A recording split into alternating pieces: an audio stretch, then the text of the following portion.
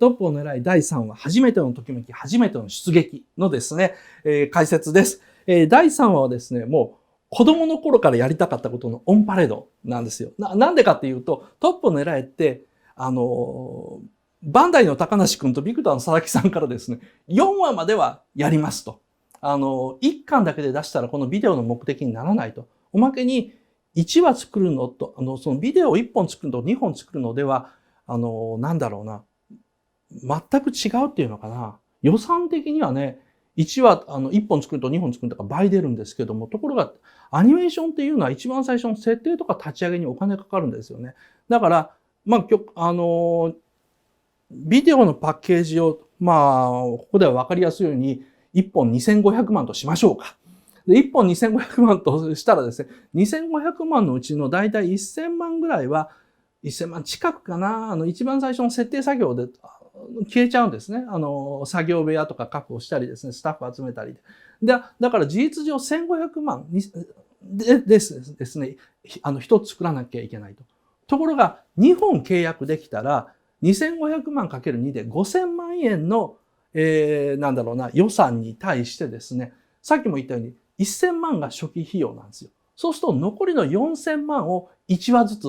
割り振れることになるのでですね、全くですね、お話が違ってくるんですね。さっき言った1500万、1本あたりの予算が1500万から2000万にかさ上げされるわけなんです。で、これが大きいので、本といえば、3本、1話から6話までを一括して、契約してほしいんですよ。でもそれは、第1話、2話ですね。VTR の1本目のですね、売上、少なくとも予約を見てからでないと言えないと。いうふうにですね、高梨くんが言うんでですね、佐々木さんは、だからいいかなとか言うんですけども、バンダイとビクターとの共同出資なんで、もうこれ委員会方式なんですよね。悪名高き委員会方式がもうそろそろ始まってるんですけど、一社でもやっぱそこで引いちゃうと、もう一社も、いやまあ無理を言うわけにいきませんからね、ってことになっちゃうわけなんですけど。なので、まあ一番最初はですね、4話までは必ず作れるだろうけども、5話、6話っていうのは、ひょっとしたらダメかもしれないなっていう気持ちで走り出したんですね。だから、もう3話、4話で、とりあえずやりたいことは全部やろうと。2話で SF 的なお話やったんで、3話、4話は SF アニメ的なことがやりたいとかですね。SF 映画的なことがやりたい。もうそれのオンパレードなんですよ。登場するですね、舞台となる宇宙戦艦エクセリオンはですね、全長7200メートルですね、幅2300メートルというですね、まあ巨大宇宙戦艦なんですよ。これが出せることが嬉しくて、このサイズ何かというと、実は JR 中央線のですね、荻窪駅からですね、武蔵境までの距離なんですよね。で、当時の僕の行動範囲がもう全部入ってるんですよね。普通の人に分かりやすく、まあ、東京の人に分かりやすく言うんだったら、新宿から東京駅までの距離が、まあ、大体、7200メートルなんですけれども、当時自分が自転車でぐるぐる移動していた距離の中に宇宙戦艦のサイズやると、そうすると街っていう感じが出せるだろうというふうに思ったんですね。なので、宇宙船の中にですね、電車が走ってます。まあ、これもやりたかったことなんですけど、この中には電車が走ってて、環状線というのも含めたらですね、路線が5つあるんですね。で、この当時僕のですね、岡田斗司夫の仕事って何だったかっていうとですね、大体まあ昼前ぐらいに会社行くんです。昼前か昼過ぎぐらいかな、会社に出社するんですね。で、アニメーターもその頃になると、だんだん人が集まってくる。制作進行はまあ大体10時か11時ぐらいに来てるんですよ。だから僕は会社に来たら多分5番目か6番目ぐらいですね。で、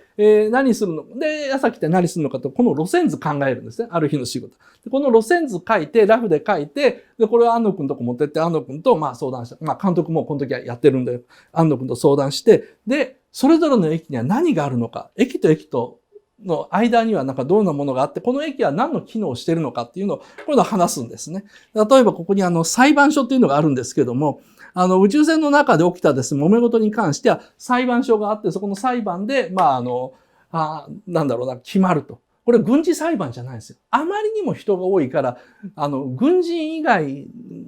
非番の時に起こしたトラブルに対して民事訴訟を起こせるんですね。民事訴訟とかに関しての受付証があるっていうような設定になってるんです。こういうのをですね、僕が考えたわけですよ。で、僕考えて、で、子と、こんな感じで行こうと思って、それいいっすね、いいっすね、というふうなことでですね、で、安野くんはですね、電車には厳しいですから、ここにはこういうふうな路線がないといけないと思いますとかですね、環状線がないとちょっと使いにくいと話をして、で、これが OK が出たらですね、決まったら、制作進行の、制作ですかのですね、土屋くんのところに持ってって、土屋くんにこれを渡すと。これが大体午後4時ぐらいですか。で、これからダラダラ仕事して、だいたい夜のですね、11時ぐらいに家に帰るんですね。で、11時ぐらいに家に帰る頃にですね、ちょうどこれが清書されて上がってくるんですね。だから僕がいい加減に、A4 の紙に書いた紙のやつが、こういうふうにですね、綺麗に清書されて出てくるんでですね。で、岡田さんどうですかというふうに土屋君に言われて、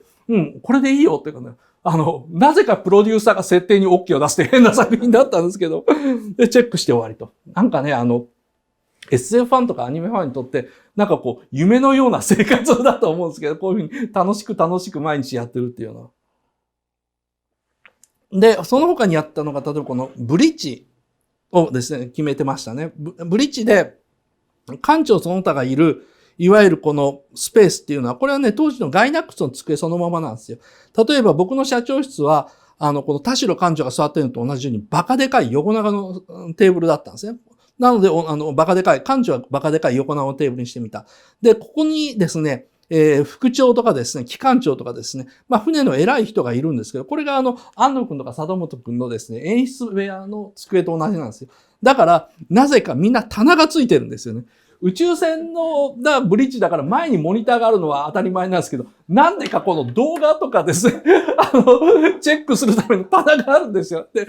やっぱこの辺がですね、トップを狙いの変なところなんですけども、棚書かないとみんな落ち着かないんですよ。だから、ついつい棚書いちゃって、全員で、なんか設定見て、なんかそれっぽいけども、アニメーターが見たらこれ変だっていうことに気がつけた。なんで、なんかいわゆる棚があるんだと、動画入れる棚があるんだっていう話になりますよね。で、下に見えるのはですね、これ何かというと、ニューヨークの証券取引所を引用したデザインなんですけど、各部署ごとのステータスとかですね、これが電光表示板でここにぐるぐる回ってるんですね。これ今ちょっと同じ表示になってるんですけど、本来一つ一つ違う数字で、証券取引所のですね、株価みたいなもんで、今どの部署がどれぐらいエネルギー使ってるのかっていうのをざーっと待ってると。とりあえずこのエネルギー資源の取り合いなんですよね。宇宙戦艦で巨大だからって言っても無限のエネルギーがあるわけじゃなくて、各部署でエネルギー使うので、お前んとこの部署これぐらい今いらないだろうとか、あと中央電子計算機のですね、容量の奪い合いですね、タイムシェアリングの奪い合いみたいなものがここでやってて、そこの交渉ごとをみんなこうやってるんですよ。で、これ今、後ろから前を見てるんですけども、次のですね、大きいカットが、これが今映ってたブリッジですね。さっき映ったブリッジなんですけども、前から後ろをこう見た場合、こういう風になってるってことなんですね。これが各部署ごとの、いわゆるトレンチと言われる、塹壕みたいなですね、景気が並んでて担当官がいるところですね。で、部署ごとの管理をここでやってるんですね。で、フロアにいる人は作画の都合でですね、本当はもっといるんですよ。人数いるんですけど、作画大変なので省略してるんですけども、巨大宇宙船の部署ごとのこの部署ごとの交渉ごとっていうのを走り回ってやる。いわゆる制作進行たちがここを走り回ってるんですね。で、実際にここにはですね、浅草のお祭りみたいに、本当は人が溢れていて、各部署ごとの交渉っていうのをですね、マンパワーでやってるわけですね。で、これだけですね、巨大な船っていうのは、ワープとか戦闘っていうですね、大きなイベントごとに、部署ごとのすり合わせが最大の仕事になるというふうに僕考えたんですね。だから、よく宇宙船の中でなんかもうみんな一種、乱れずですね、例えばマクロストランスフォームって言ったら、一斉にトランスフォームするじゃないですか。で、あれって変だなと思ってたんです。そうじゃなくて、めったにないんだけども、大事件なのでですね、部署ごとのすり合わせ大変じゃないと。今、例えばトランスフォーム言ったら、いや、すいません、今下水管が動いてますから、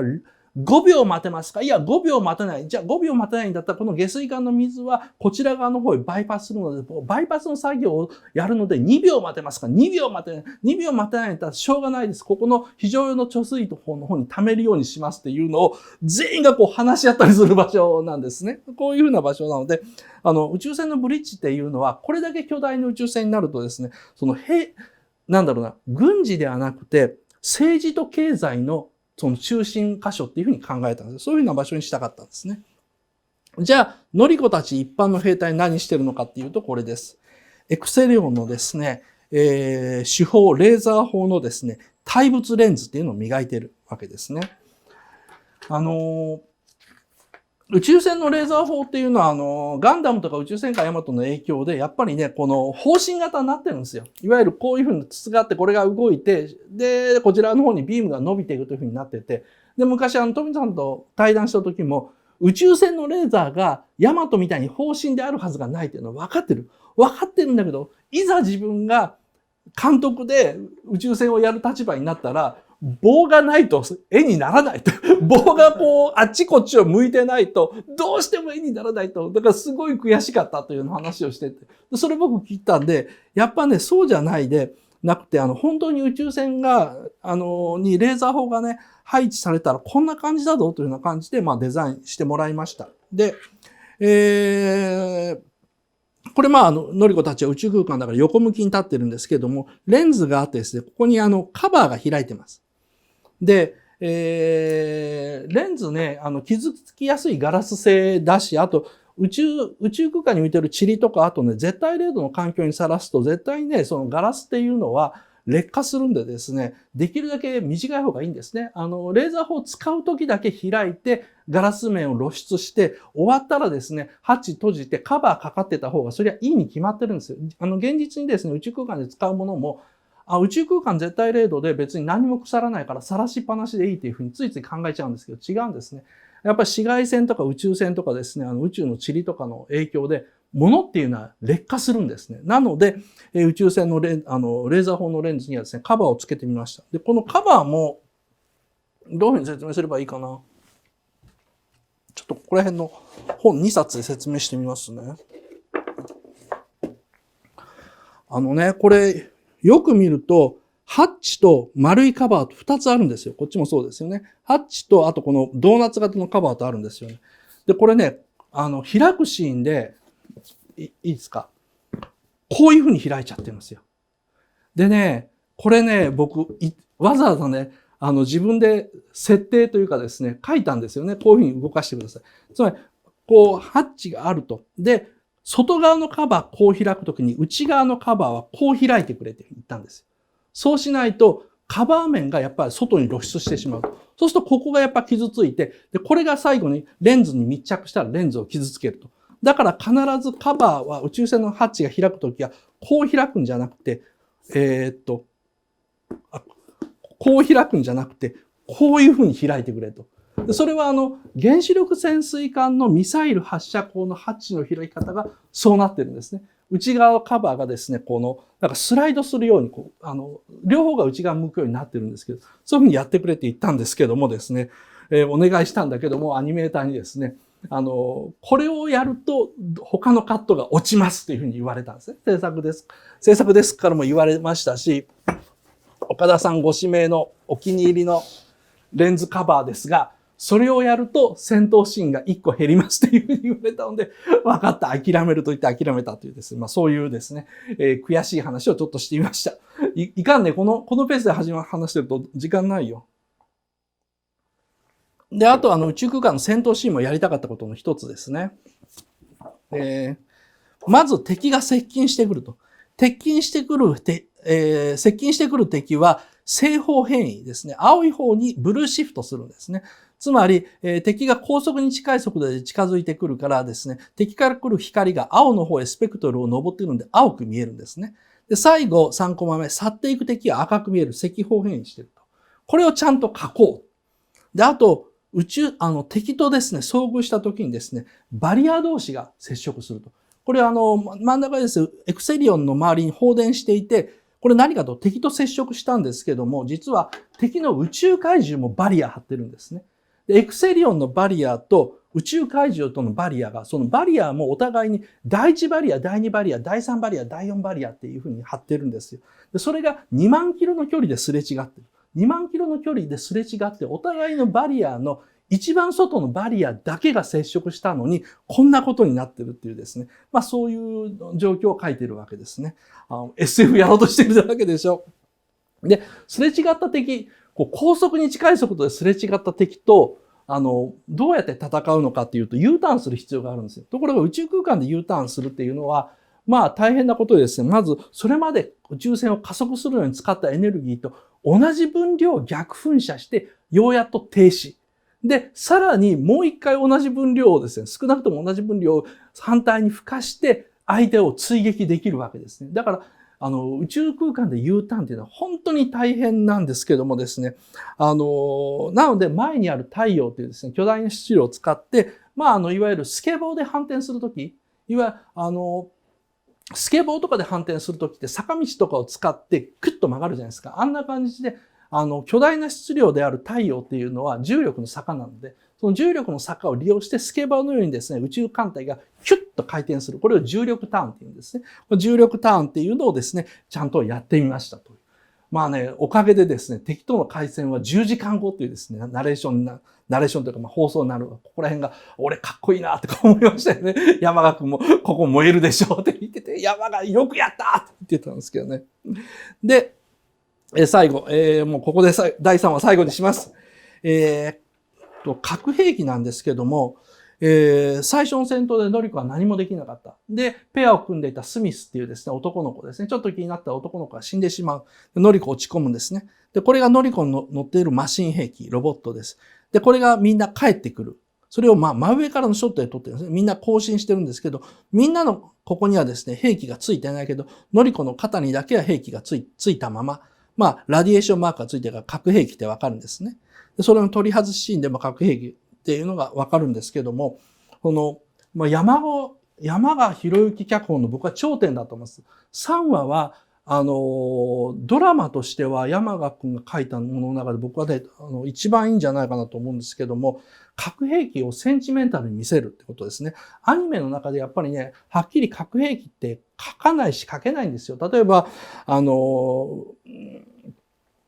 マクロスではですね、反応兵器という言い方をしてましたし、あとガンダムでマクベイが発射するのがですね、水素爆弾というふうな言い方してるんですね。つまり水爆って言わずに水素爆弾で、ちょっとぼやかして言うことでですね、放送局にバレないようにするんですけども、ビデオの場合だったら別にそういう放送局に対する配慮とか考えなくていいだろうと思って核兵器使いたかったんですね。で、その核兵器を使わなかったことを悔やむっていうシーンをやりたかったんですよ。それはなんかSF でしかできないことじゃないですか。そんな日常生活とか、今の僕らの生活の中で日常の演技もしくは地球上の話としてやったら、それはどうかって話になるんですけど、宇宙空間で、みんなこれを一人一発しか核兵器しか持てないから、必ず使って帰れっていうふうにコーチに言われるんですね。必ず使って帰れって言うんですけども、ノリコは結局それを使わずに帰ってきてしまう。そこのですね、ちょっとおセンチな感じをですね、やりたかったんですね。山賀脚本、これが本当に頂点だなというふうに思いました。第3話の解説はここまでです。お疲れ様でした。岡田敏夫の YouTube を見てくれてありがとうございます。毎晩ですね、だいたい夜の7時ぐらいに新作動画を配信していますので、ぜひぜひチャンネル登録よろしくお願いします。ではではよろしく。